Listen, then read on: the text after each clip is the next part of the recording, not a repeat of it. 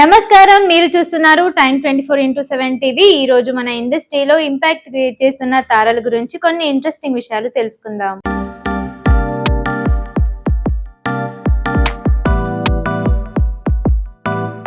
తెలుగు సినీ పరిశ్రమలో mega brother గా గుర్తింపు పొందిన కొణిదెల నాగేంద్రబాబు గారి జీవిత ప్రయాణం కేవలం ఒక నటుడిగానే కాకుండా నిర్మాతగా, రాజకీయ నాయకుడిగా మరియు ఒక విలక్షణమైన వ్యక్తిత్వంతో ఎంతో ఆసక్తికరంగా ఉంటుంది.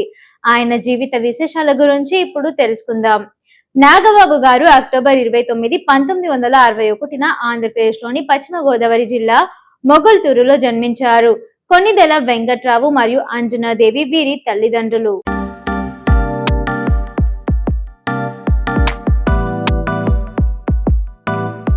ఆయన మెగాస్టార్ చిరంజీవికి తమ్ముడు మరియు పవర్ స్టార్ పవన్ కళ్యాణ్ కు అన్నయ్య. నాగబాబు గారు తన విద్యాభ్యాసాన్ని పూర్తి చేశాక లా చదివారు.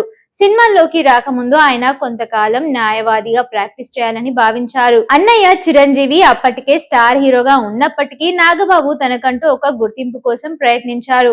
1986లో వచ్చిన రాక్షసుడు సినిమాతో నటుడిగా పరిచయం అయ్యారు. క్యారెక్టర్ ఆర్టిస్ట్ గా ఆయన కేవలం హీరో పాత్రలకే పరిమితం కాలేదు.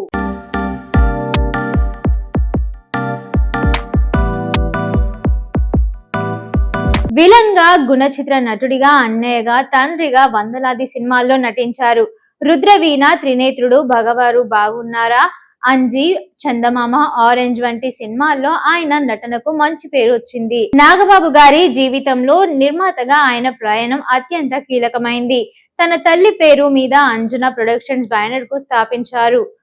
రుద్రవీణ, త్రినేత్రుడు, ముగ్గురు మునగాళ్ళు, బావగారు బాగున్నారా, స్టాలిన్, ఆరెంజ్,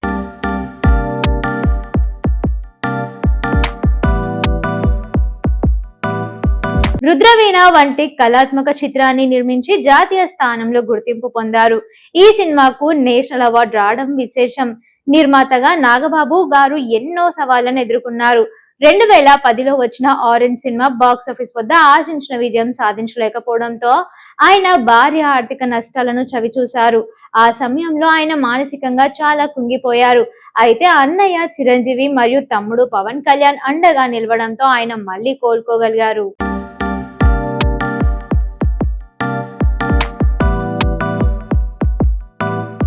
నాగబాబు గారి కెరియర్ లో సెకండ్ ఇన్నింగ్స్ టెలివిజన్ ద్వారా ప్రారంభమైంది. ఈ టీవీలో ప్రసారమైన జబర్దస్త్ కామెడీ షో జడ్జ్ గా వ్యవహరించి బుల్లితెర ప్రేక్షకులకు విపరీతమైన చేరువయ్యారు. ఆయన నవ్వు, టైమింగ్, కంటెస్టెంట్లను ప్రోత్సహించే తీరు ఆ షోకే విజయవంతం కావడంతో కీలక పాత్ర పోషించారు. దాదాపు 7 ఏళ్ల పాటు ఆయన ఈ షోలో కొనసాగారు. తన తమ్ముడు పవన్ కళ్యాణ్ స్థాపించిన జనసేన పార్టీలో నాగబాబు క్రియాశీలక పాత్ర పోషించారు. 2019లో సార్వత్రిక ఎన్నికల్లో ఆయన నరసాపురం లోక్సభ నియోజకవర్గం నుండి జనసేన అభ్యర్థిగా పోటీ చేశారు.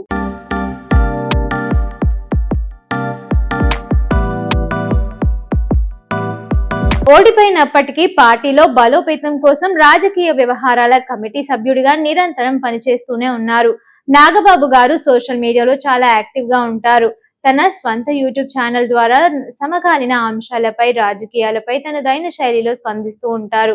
యువతలో నేరుగా సంభవించడానికి ఆయన టెక్నాలజీ బాగా ఉపయోగిస్తుంటారు. నాగబాబు గారి భార్య పేరు పద్మ. వీరికి 2 పిల్లలు. మెగా ప్రిన్స్ గా వరుణ్ తేజ్ పేరు తెచ్చుకున్నారు. వైవిధ్యమైన సినిమాలతో టాలీవుడ్ లో స్టార్ హీరోగా ఎదిగారు.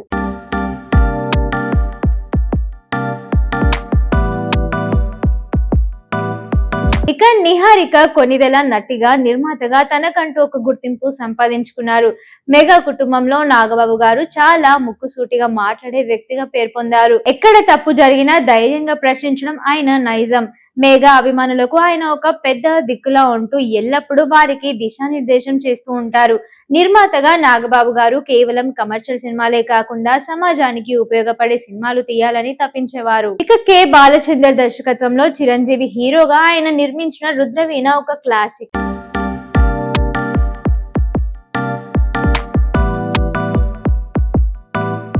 ఇక ఈ సినిమాకు ఉత్తమ సమగ్ర వినోదాన్ని అందించిన చిత్రంగా జాతీయ పురస్కారం లభించింది. కుల వివక్ష, గ్రామీణాభివృద్ధి వంటి అంశాల పట్ల ధైర్యంగా తెరకెక్కించడం ఆయన ధర్మానికతను అద్దం పట్టింది. చిరంజీవి గారు మరియు పవన్ కళ్యాణ్ గారు ఇద్దరు బిజీగా ఉన్నప్పుడు కుటుంబ బాధ్యతలను, అభిమానుల వ్యవహారాలను నాగబాబు గారే ముందుండి నడిపించేవారు. అభిమానులతో అనుబంధం, మెగా అభిమానులకు ఏదైనా కష్టం వచ్చినా లేదా ఎవరైనా విమర్శలు చేసినా నాగబాబు గారు వెంటనే స్పందిస్తారు.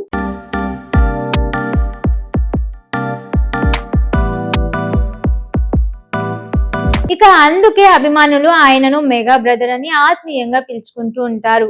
రామ్ చరణ్, అల్లు అర్జున్, సాయి తేజ్ వంటి యువ హీరోల కెరీర్ ప్రారంభంలో ఆయన ఎంతో అండగా నిలిచారు.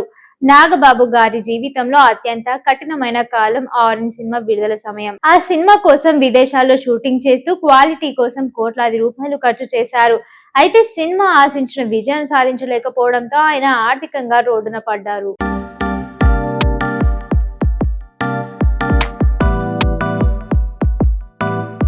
ఆ సమయంలో ఆయనలో ఆత్మహత్య ఆలోచనలు కూడా వచ్చాయని స్వయంగా ఒక ఇంటర్వ్యూలో చెప్పారు.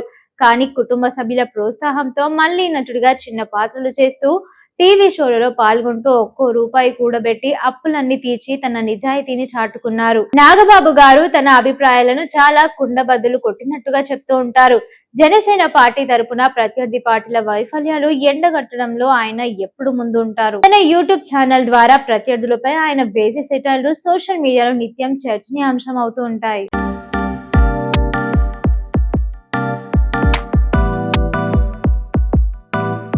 షేర్ చేయండి, లైక్ చేయండి, సబ్స్క్రైబ్ చేయండి. మరిన్ని వీడియోల కోసం బెల్ సింబల్ పై క్లిక్ చేయండి.